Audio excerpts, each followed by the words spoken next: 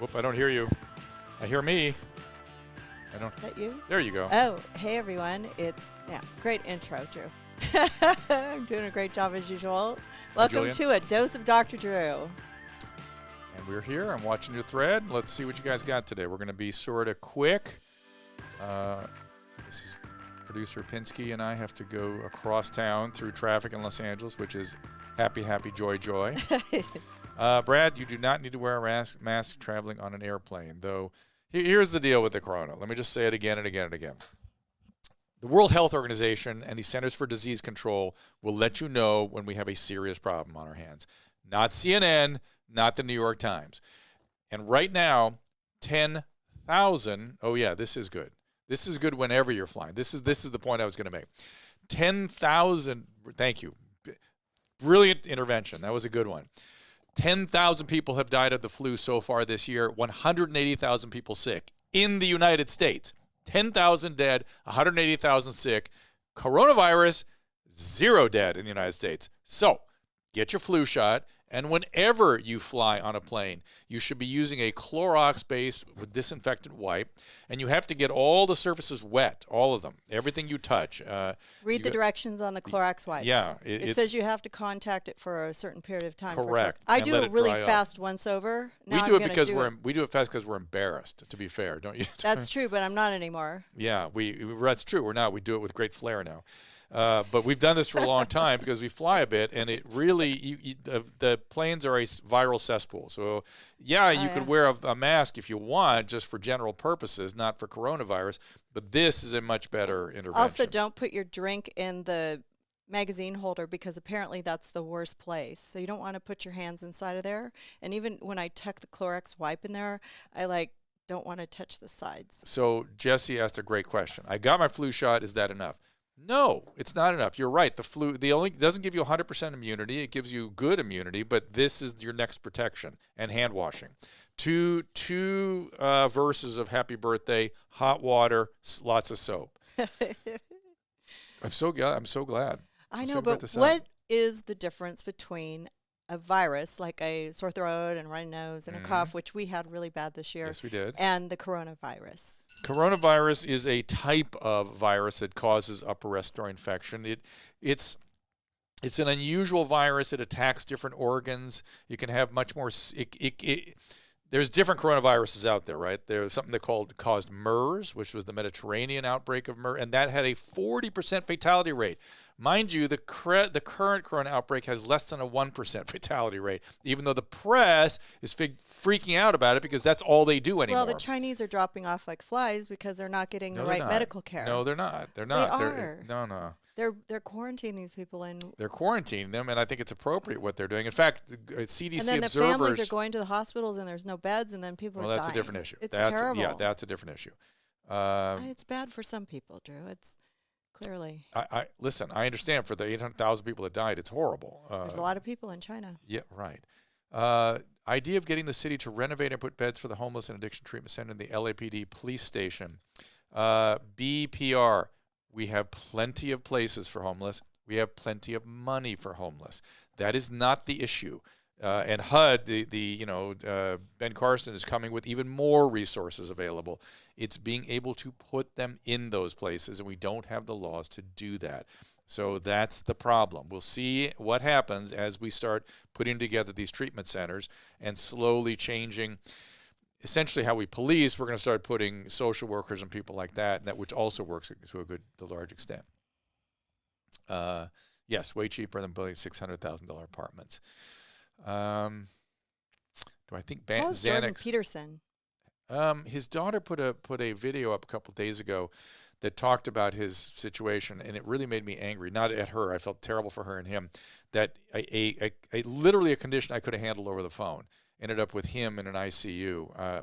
My peers don't know how to manage this problem. I did it for years. The idiosyncratic sensitivity to benzodiazepine is becoming an increasingly common problem. Benzodiazepines are the hidden epidemic, and poor Jordan Peterson fell victim to that. He's not a drug addict, so he doesn't need to go to treatment. He is a drug-dependent, non-addicted individual with a sensitivity to benzodiazepine, and we used to use a protocol to get people off benzos all the time. Instead, he went to Russia to get put in a coma. he developed all kinds of complications because of humbly mishandling of the withdrawal. And again, I wasn't there, I don't know for sure, but I've seen this happen many times. So You can move the Clorox now. It looks like an ad. okay, I'll move. And this, don't forget this needle destruction device I'm very excited about too. This can help get rid of some of the needles out on the street. It's needledestructiondevice.com. Monique Slowly is right. No, I don't believe in slow detox from benzodiazepines. Not believe in. Slow detox from benzodiazepines is a catastrophe, and that's what he got into. He actually developed an akathisia as a result from it. There are ways. What is that, an akathisia? It's like an agitation where you have to keep moving. It's like restless leg of your entire body. It is a horribly uncomfortable condition. People commit suicide over that. And I'm telling you, there's other medicines you can put people on, a lot of them, and can get them off the benzos and then taper them off those other ones, and it's pretty easy to do. We did it all the time. You saw me do it a whole bunch of times on Celebrity Rehab patients. That's a common. Mary Carey, she was on a huge dose of Xanax. We took her off it no problem. Okay. But you have to have somebody who knows what they're doing and who's done it hundreds, maybe thousands of times, because it's a thing, and you need nursing monitoring. Why are we so compelled to give the homeless needles in the first place? It was supposed to be needle exchange. You're supposed to give your needles in and get needles back, not a needle giveaway. The idea was that by giving clean needles, we weren't going to have so much HIV and hepatitis, which is true. We've done that, but now we've got needles everywhere. Yes, that Jessica, you can do something to help expand conservatorship and get at the politician. It is strictly the politicians, but you can write whoever your representative and tell them to pass SB 640. That will expand gravely disabled. Okay. Yes, Ashley, it is the most awful. I think she's talking about benzo withdrawal. It's miserable. So it's going to take us an hour and 13 minutes to go 29 miles. Okay. Oh, no, 44 miles. We're going to go all the way across 35 town, miles. which we hate doing. The freeways don't work here. Are you going to tell them where we're Jeffrey going? is a recovering addict and sleep medication. You should avoid all of them. The only one you can really take is melatonin. You can take Benadryl. You can take trazodone. That's about it. Benadryl, melatonin, trazodone, and maybe Rosarum, that old melatonin, prescription straight melatonin. Is this for sleep? Sleep for a drug addict, yeah. How about social CBD? CBDs are good in low doses too. I beg your pardon. Social CBD? Social CBD would be a great choice. They are. We can get behind them because they're really truly care about their products and everything I say about them. It used to be Select CBD. So if you had Select CBD, now it's Social CBD. Yeah. A lot of people were using it. I don't know. Yo boy, you can try the CBD for the stress you're experiencing, but that's a lot. You got a lot of stuff going on, and I would say, more importantly, to keep people around you and start talking about it. Why does taking Lexapro numb my emotions? Some people do experience that, and you should talk to your therapist about maybe reducing the dose or coming off it entirely. Benadryl is your nemesis, Monique. Why is that? Thoughts on Seroquel? It's a decent medication. It has a little bit of stuff if you use it long term. Most people complain about it makes you eat. And you could use Seroquel for sleep too, by the way. The addict was asking about sleep, but I don't like that in the long term. Trazodone for a 14-year-old, I don't have an opinion about that. I'm not a pediatrician. You'd have to ask the pediatrician that question.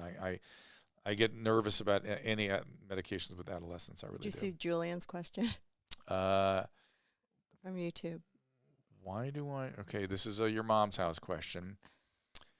Feel cold when I hold my brown, but warm after I do brown. That is essentially flushing from your autonomic nervous system after the discharge. So that's a thing. The flushing afterwards. He's just not goofing with you? He's goofing with me, but he's actually describing something that is real. Topamax is an interesting medication. It's good appetite suppression. It's a good mood stabilizer. People have used it for lots of different things to some effect. A lot of people, when they take good migraine medication, and when they take Topamax, they don't necessarily feel good. They feel kind of goofy sometimes on that. Susan, I think if it's going to be an hour and a half to get across town, I think we got to wrap this up. Well, it's an hour and 13 minutes or an hour and 12 minutes. So I'm giving a talk at going to Malibu. Yeah, a talk in Malibu, and we got to have dinner, and we got to deal with the freeway, and it's going to take us an hour and a half to get there. It's not too bad, though. That's is it? Typical. It's an hour. It's just so awful, the freeways here. It should have taken us 35 minutes. It doesn't look too bad, actually. It's just, I think going through Santa Monica is the way to go. Okay. Robert, there's lots of treatment for psoriasis. I'm not aware of any dietary interventions that really work. UV light, of course, works for psoriasis, but these days there's so much good treatment for psoriasis. You should be seeing a dermatologist on that.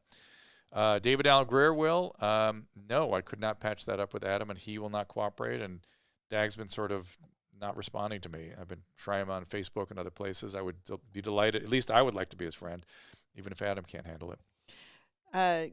Bruce Heischober is texting me. Yeah, about? He's going to be on your show this weekend. Right. Bruce Heischober is going to come in this weekend, and we're going to do a little pain thing. We're going to talk more about he has been using Suboxone in chronic pain with great efficacy, and we're going to talk to some of his patients. All about Suboxone. Yeah, again, I'm not a Suboxone enthusiast. I have very grave concerns about it in treatment of addiction, though it has utility there.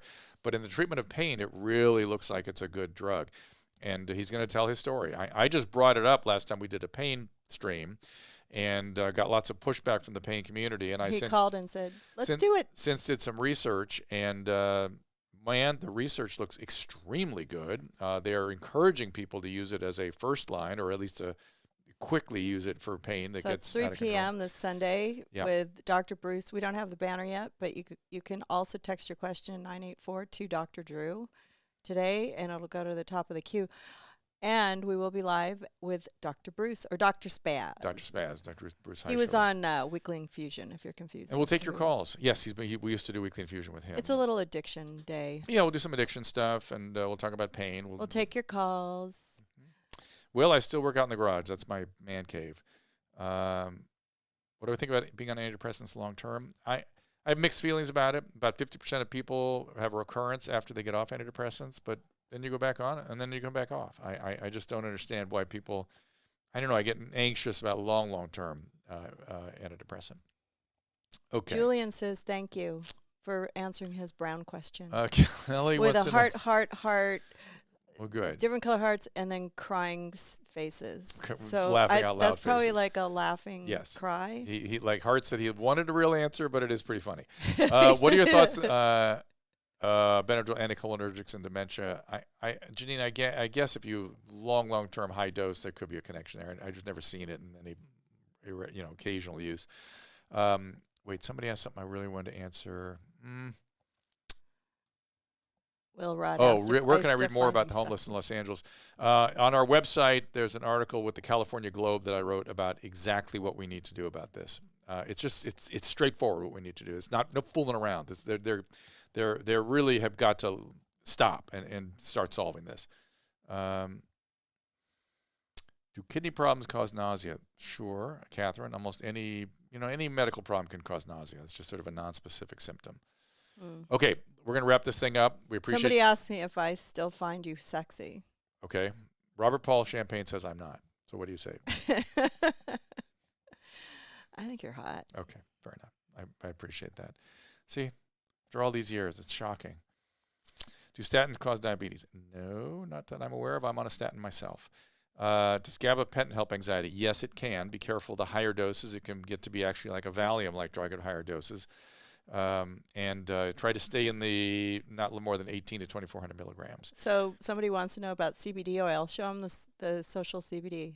It's on the table. Can you grab it for me? Remeron is not addictive. I'll have to go in front of the camera. That's okay. You did your last run in front of the camera was super effective.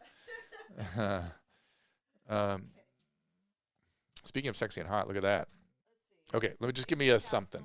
All right, so what was the question about social CBD? What do you think about CBD oil? Oh, CBD oils, you mean topical oils or the balms? Yeah, the balms, the oils, they're all pretty good. I've used it on my shoulder. The tinctures, be careful in the dosing. That's all I would say.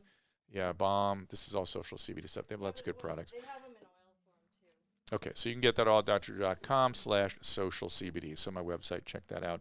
We can stand by these guys. Nathan, I don't know what you're talking about with the 5150, but I do think we got to get out of here. So thank you guys, and sorry this was such a short one, but we appreciate you showing up. And I don't know. I am a lucky man, Barbara. Thank you, John. Why not be nice to people? Why wouldn't somebody be nice to you? I don't understand that notion that people are not. Favorite migraine medication? There's lots of new stuff. These monoclonal antibodies. I've not had a lot of experience with it yet, but they look miraculous. Topamax, I've used many times as a prophylactic. Beta blockers, calcium blockers, lots of things out there for prophylaxis. Of course, the the sumatriptan, the triptans of all types. Max Salt was always my favorite. Have, all very, very good for intervening on a migraine when people have an actual classic migraine. It's the mixed migraines that people have such complicated problems with. Thank you so much. We'll try to do it again tomorrow. We'll see you then. Oh, can't hear you. Can't hear you. If you haven't already signed up at drdrewtv.tv, please go there and get on the mail list or the texting list, and you will be notified as soon as the show goes live.